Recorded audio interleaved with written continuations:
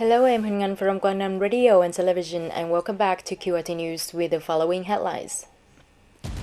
Tamki leaders worked with Pyeongtaek City, Gyeonggi Province, Korea.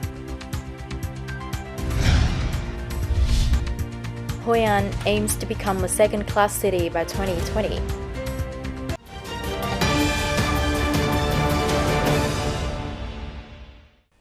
Morning of April the 16th, Tamki City, Gwangnam Province had a meeting with the delegation of Pyeongtaek City, Gyeonggi Province, South Korea, to discuss on some cooperation contents between the two localities.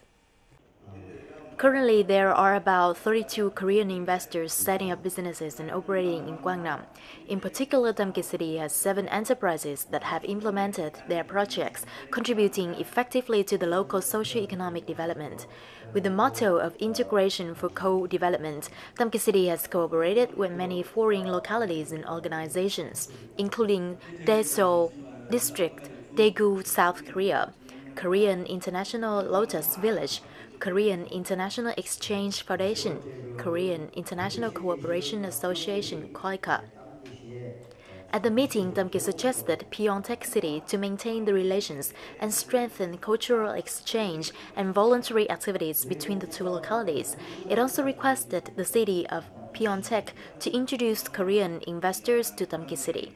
The two sides have signed the official foreign relations minutes and will implement it in 2019.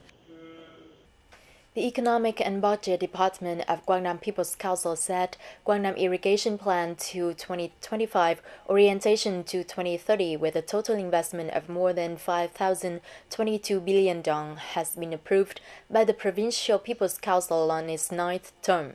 However, in fact, this capital source is still not enough for irrigation demand for rice and cropland in the province. Gwangnam People's Council requested the People's Committee soon review and supplement the list of annual investment priorities to take advantage of the central capital. At the same time, consider increasing the portion on agriculture out of the total capital of the province to ensure the implementation of the proposed plan. The 9th Provincial People's Council also proposed to focus on non-structural measures, which are restoring and expanding the area of protection forests in the upstreams and estuaries to enhance flow regulation, preventing erosion and sedimentation, clearing up and dredging canals and reservoirs, using water economically and rationally in production. Having long been living and sticking with the forest, the Kazong people in mountainous districts of Gwangnam always teach each other to protect and preserve every kind of precious and rare animals for their descendants.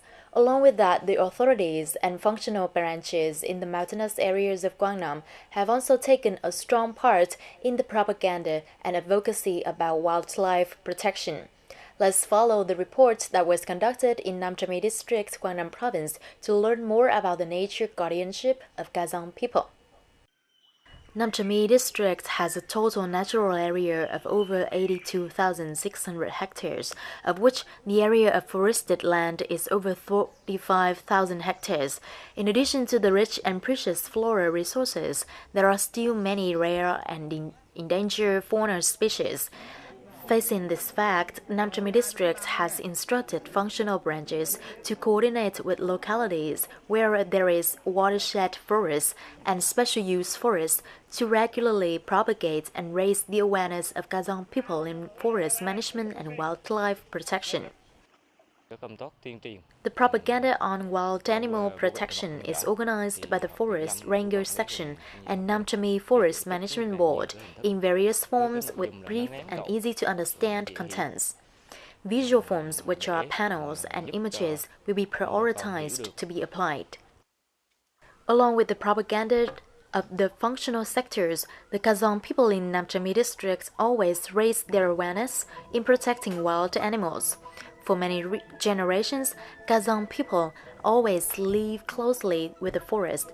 Wild birds or mammals are always their companion in daily life.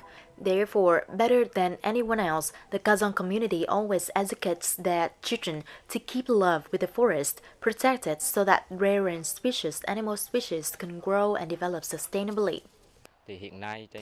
At present, Nam Trà My district has a policy of growing ngọc ginseng, so the forests need to be protected for this purpose. The afforestation has contributed to the conservation of precious and rare animals during the past time.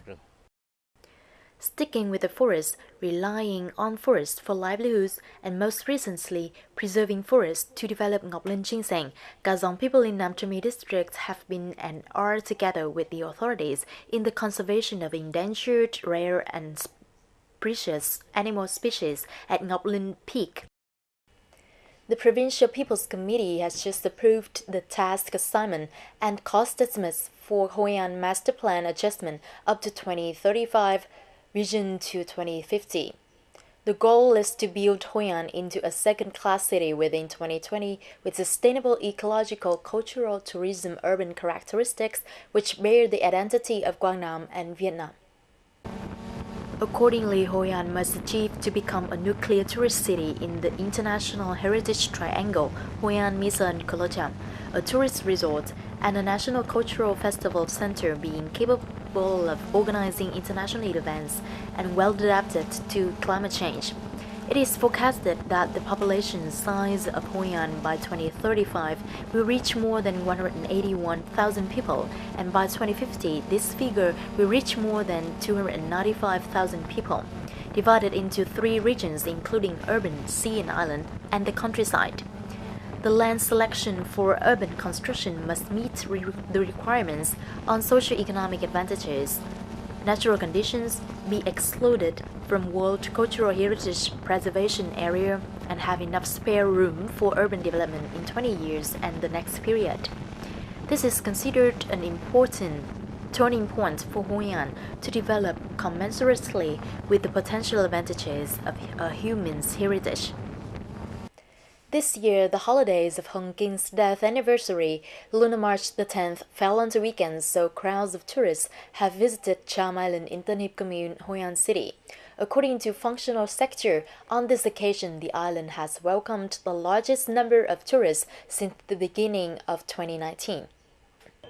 Preliminary statistics shows that up to noon April the 13th or Lunar March the 9th, Kolocham welcomes about 2,500 tourists from both home and abroad, in which domestic visitors account for the majority. According to travel companies specializing in operating tours to Kolocham, the number of tourists coming to the island on this occasion will decrease compared to the same period last year. The reason is Hoi An currently only allows a maximum of 3,000 visitors per day to the island to limit the overload. According to the city authority, with the purpose of sustainable tourism development in Kolocham by Osprey Reserve, ensuring a clean environment and better service quality, the number of 3,000 tourists per day is still very high. From the beginning of the year up to now, the Yang district has welcomed more than 3,000 tourists. They came to visit, relax, and discover the majestic beauty that nature bestows on this bordering land.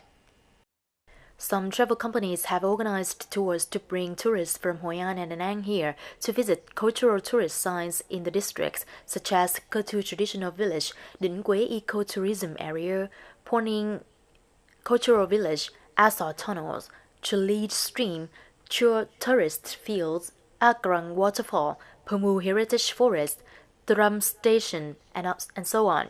In addition, tourists can immerse themselves in the cultural space imbued with the identity of Cơ Tu people, such as brocade weaving, dancing, and festival of worshipping Cơ Tu forests.